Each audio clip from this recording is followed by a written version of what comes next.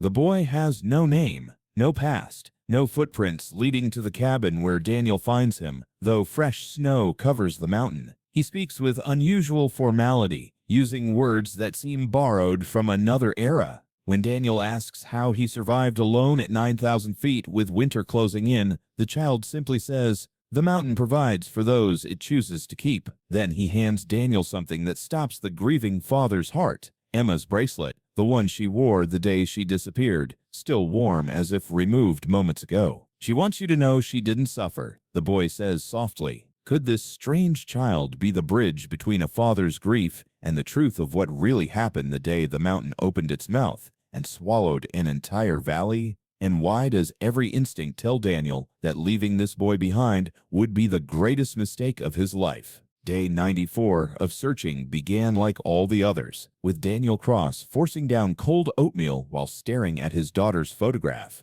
Emma smiled up at him from the cracked phone screen, her gap-toothed grin frozen in time at a birthday party that felt like it belonged to another lifetime. That had been 3 months and 11 days before the earthquake. 3 months and 11 days before Raven Peak shrugged its ancient shoulders and swallowed the Valley Elementary School along with everyone inside. Daniel's hands trembled as he packed his gear, not from cold, though the October morning bit through his worn jacket, not from exhaustion, though 93 days of hiking had worn his body to sinew and bone. His hands shook because today felt different. Today, the mountain seemed to be watching him. "You need to come home." His wife Rachel's voice echoed from their last phone call 2 days ago, before he'd climbed too high for cell service. "The funeral was 6 weeks ago, Daniel. Our marriage can't survive this obsession." But there had been no body at that funeral, just a photograph on a closed casket and a folded flag, as if Emma had been a soldier rather than a 7-year-old girl who still believed in tooth fairies. Daniel couldn't mourn a photograph, couldn't accept the geological certainty that assured him his daughter was gone, compressed beneath millions of tons of granite and earth. The search and rescue teams had given up after 2 weeks. The grief counselors had used words like closure and acceptance. The insurance company had processed the claim with bureaucratic efficiency. Everyone had moved on except Daniel, who couldn't stop hearing Emma's voice in every wind gust, couldn't stop seeing her face in every shadow. He shouldered his pack and set out as dawn broke over the ridge. The trail, if the faint deer path could be called that, wound through old-growth forest that had never known a chainsaw. This was his 4th pass through this sector, each time pushing higher into terrain the maps labeled simply as unexplored wilderness. By mid-morning, Daniel reached the avalanche zone where the earthquake had reshaped the landscape. What had been a gradual slope now featured a sheer cliff face, the mountain's bones exposed where its skin of soil and trees had slid away. He navigated carefully around the unstable ground, boots finding purchase on exposed bedrock. That's when he saw it. A cabin. Impossible, but there it stood, a small structure perched on a ledge that hadn't existed 3 months ago. The earthquake should have destroyed it, yet the weathered logs appeared undisturbed, as if the cabin had simply emerged from the mountain itself rather than been built upon it. Smoke rose from the chimney. Daniel froze, every rational thought colliding with desperate hope. No one lived this far from civilization. The nearest marked trail was 15 miles away, yet someone had lit a fire in that cabin, and that someone might have seen something, known something about the day the mountain fell. He approached cautiously, years of hiking instinct warring with a father's reckless hope. The cabin's door was slightly ajar, firelight visible through the gap. From inside came a sound that made Daniel's breath catch, humming, a child's voice, carrying a melody he knew better than his own heartbeat. "Hush, little baby. Don't say a word." It was Emma's lullaby, the one Daniel sang to her every night, in the exact rhythm and key he always used. His hand trembled as he pushed the door open. The cabin's interior was spare but clean. A stone fireplace radiated warmth. Simple furniture, a table, 2 chairs, a small bed, occupied the single room, and sitting cross-legged near the fire, a boy of perhaps 7 years old looked up at Daniel with eyes that seemed far older than his face. "Hello, Mr. Cross," the child said, his voice carrying an unusual formality, as if he'd learned English from old books rather than conversation. "I've been waiting for you." Daniel's mind struggled to process the scene. "Who are you? How do you know my name? The boy stood gracefully, his movements careful and deliberate. He wore simple clothes, homespun wool that looked handmade, nothing like modern children's wear. Names are complicated, he replied. The mountain hasn't told me mine yet. The mountain. Daniel stepped inside, closing the door behind him against the cold. Kid, are you lost? Where are your parents? I'm not lost. The boy tilted his head, studying Daniel with disconcerting intensity. You are the one who has been lost, searching for something the earth has claimed. A chill ran down Daniel's spine that had nothing to do with temperature. What do you know about what I'm searching for? Instead of answering, the boy reached into a pocket and withdrew something small. He held it out to Daniel with both hands, as if presenting something sacred. Emma's bracelet. The silver chain with its tiny heart charm caught the firelight. Daniel had fastened it around his daughter's wrist the morning of the earthquake, securing the clasp while she chattered excitedly about the field trip her class was taking. Where did you get that? Daniel's voice came out as barely a whisper. He took the bracelet with shaking hands, feeling the metal still warm against his palm. She gave it to me, the boy said simply. Before she went into the deep places, she wanted you to have it back, wanted you to know she didn't suffer. The mountain was gentle. Daniel's knees buckled. He sank into one of the chairs, clutching the bracelet so tightly the charm bit into his palm. That's not possible. Emma is the school. Everyone said. Everyone speaks of what they believe they understand, the boy interrupted gently. But the mountain has its own truths. When the earth opened, 43 children fell, 42 went into darkness. Your Emma went into light. Tears streamed down Daniel's face, months of suppressed grief finally breaking through. I don't understand. Are you saying she's alive? The boy's ancient eyes filled with something like compassion. Life and death are not the absolutes your people believe them to be. The mountain keeps what it treasures, transforms what it claims. Your Emma is treasured. She is safe, but she cannot return to the world you know. Daniel wanted to rage, to demand clearer answers, to shake this strange child until he made sense. Instead, he found himself asking, then, why are you here? Who are you?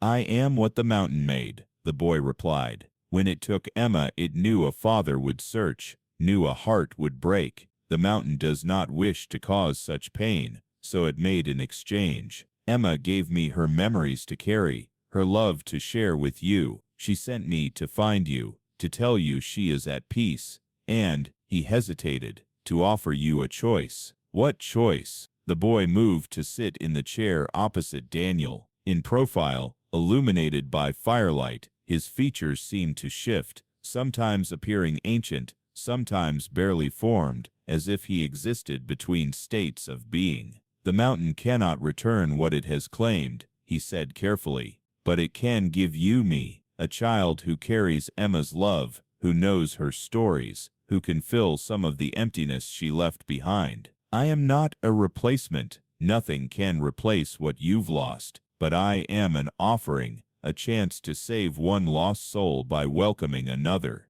Daniel stared at the boy, his mind spinning. You're asking if I'll take you home, raise you as my son? I'm asking if you can accept what the mountain offers in place of what it has taken. Your Emma cannot walk in your world anymore, but I can, if you'll allow it. I carry pieces of her within me, her joy, her curiosity, her love for you. These things should not be lost. The absurdity of the situation crashed over Daniel. He was sitting in an impossible cabin with a child who spoke like an oracle, discussing his dead daughter as if she'd simply moved to another town rather than been crushed beneath millions of tons of rock. Yet the bracelet was real, warm in his hand, and the way the boy tilted his head when listening, the precise inflection when he hummed Emma's lullaby, these were details no stranger could know. I don't even know if you're real, Daniel said hoarsely.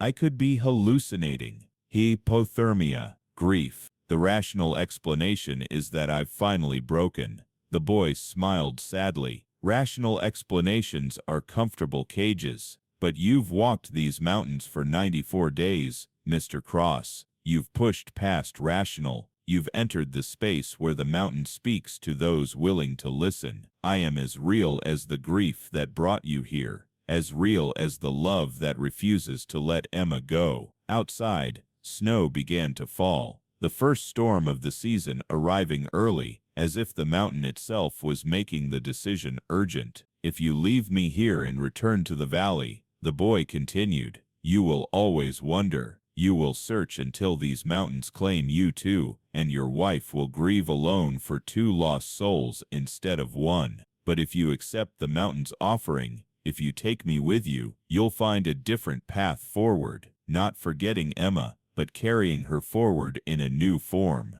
Daniel closed his eyes, exhaustion and emotion overwhelming him. When he opened them, the boy was still there, patient and somehow timeless, waiting for an answer that would reshape the rest of Daniel Cross's life. What do I call you? Daniel asked, the question itself an acceptance. The boy's smile transformed his face, making him look fully, wonderfully childlike for the first time. Emma used to call me her mountain brother in the stories she told. You could call me that, or you could give me a name. The mountain said you would know the right one when the time came. Daniel looked down at the bracelet, then back at the impossible child who carried fragments of his daughter's soul. Outside, the storm intensified, and he realized they would need to shelter here tonight, regardless of any decision. The mountain, it seemed, had already chosen for him. Come here, he said softly. The boy approached, and Daniel pulled him into an embrace, feeling the solid warmth of a living child, real and present.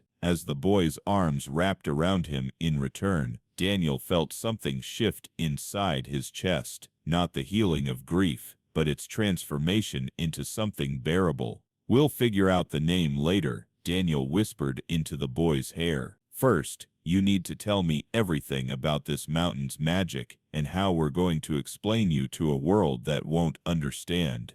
The boy pulled back, eyes bright. There's much to tell, but first, you should eat. The mountain provides, but you must accept what it offers. Come, I've made soup. As they sat together eating a simple meal of root vegetables and herbs the boy had gathered, Daniel began to ask questions. Each answer led to 10 more mysteries, but for the first time in 94 days, Daniel wasn't alone with his grief. The storm raged outside, sealing them in the cabin with nothing but each other's company, and 1,000 impossible truths to unravel. Daniel had come searching for his daughter, and found something far stranger, a child born from mountain magic and grief, carrying Emma's love forward into an uncertain future. When sleep finally claimed them both, Daniel on the bed and the boy rolled in blankets by the fire, Daniel dreamed of Emma for the first time since the earthquake, but instead of nightmares of crushing stone and desperate screams, he saw her smiling in a place of crystalline light,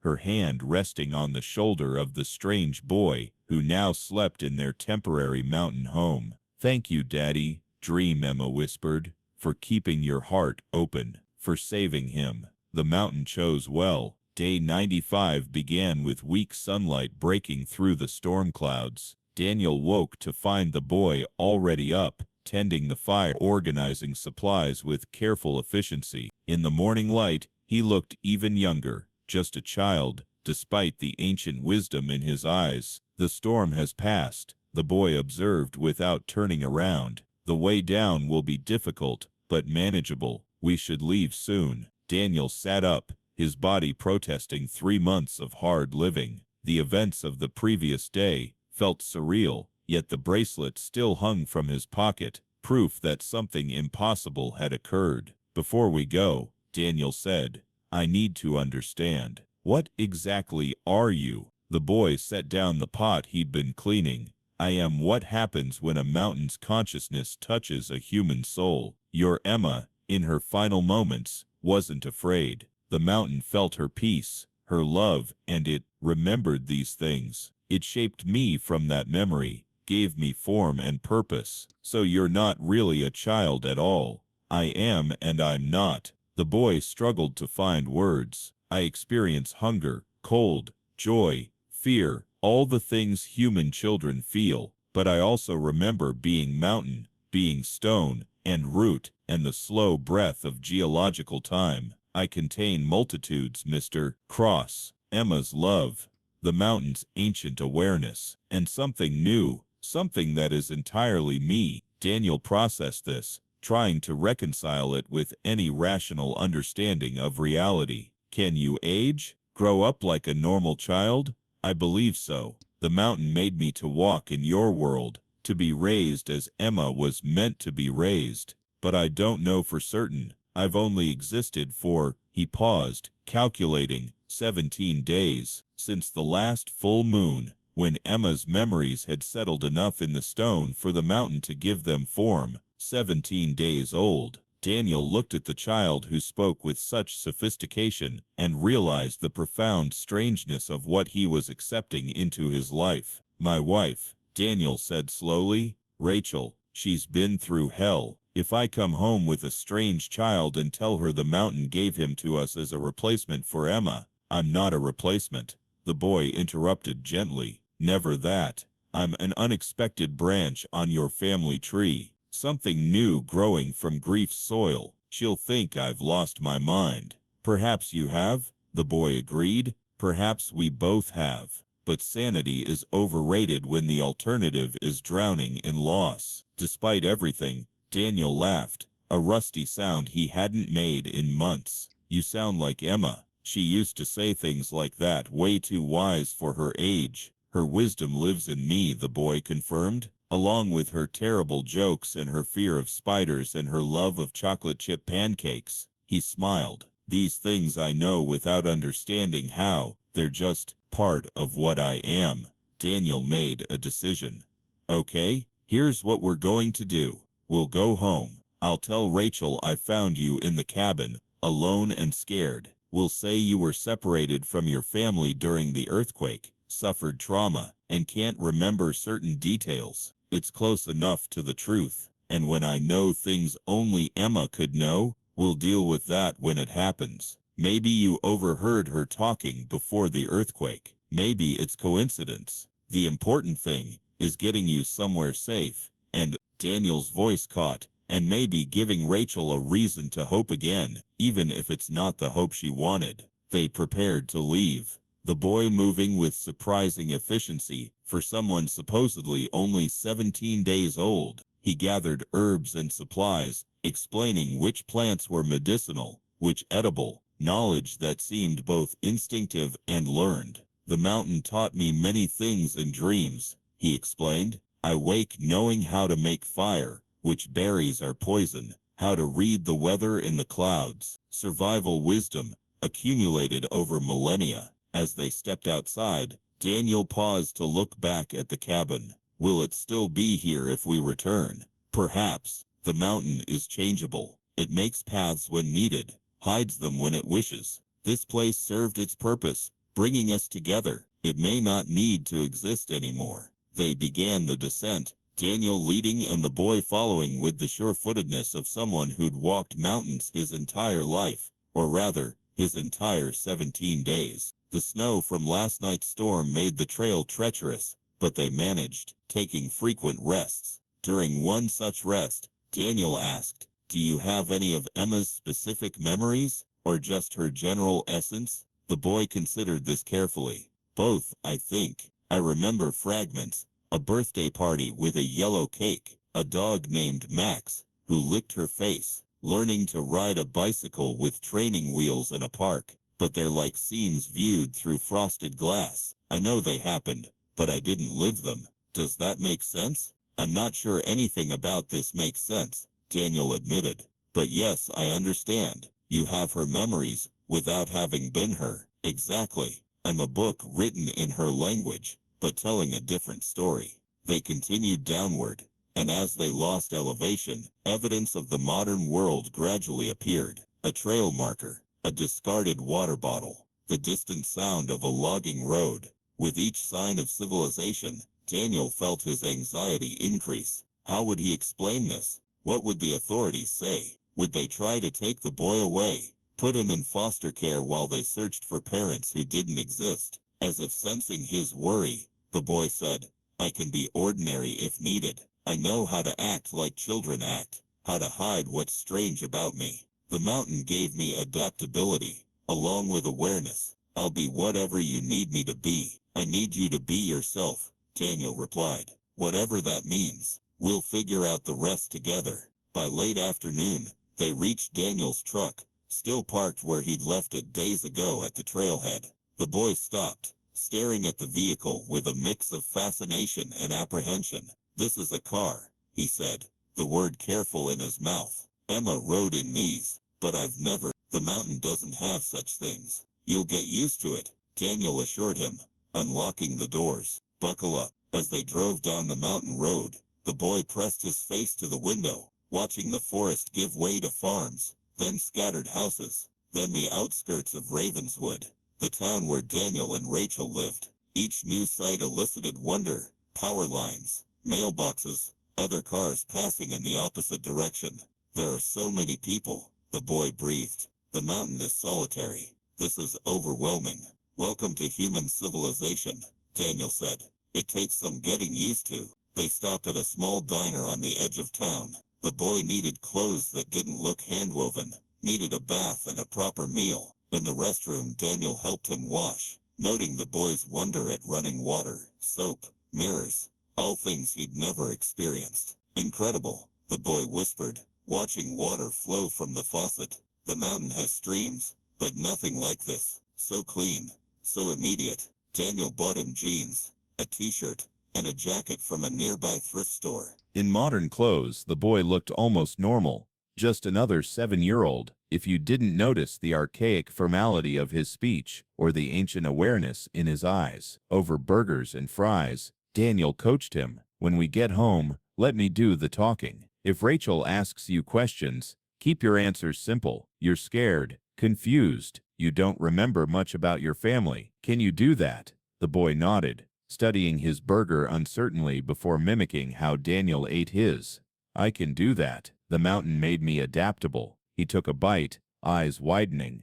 This is very different from roots and berries. Welcome to junk food. Daniel managed a weak smile. Emma loved burgers too. I know, the boy said softly. I can taste her joy in this, remembering Saturday lunches with her parents. He struggled for words. It's like having someone else's happiness echoing inside me. They finished their meal in contemplative silence, Daniel's anxiety mounting as they drove the final miles home. The house appeared unchanged, a modest 2-story with faded blue siding and a garden Rachel had let go wild in recent months. Her car sat in the driveway. This is it, Daniel said. Parking. Remember, simple answers. You're safe now. That's what matters. The boy nodded, but Daniel could see fear in his eyes. Genuine, childlike fear, not ancient mountain wisdom. What if she doesn't want me? The vulnerability in that question nearly broke Daniel's heart. She will, he promised. Rachel has so much love to give. It's been drowning in grief, but it's still there. They walked to the door together, Daniel's hand resting protectively on the boy's shoulder. He unlocked it and called out, Rachel, I'm home. The silence that followed seemed to stretch forever. Then footsteps, rapid and urgent. Rachel appeared in the hallway, her face gaunt with stress, her eyes red-rimmed from crying. She stopped dead when she saw them. Daniel, she breathed. Then her gaze fell to the boy. Who is this?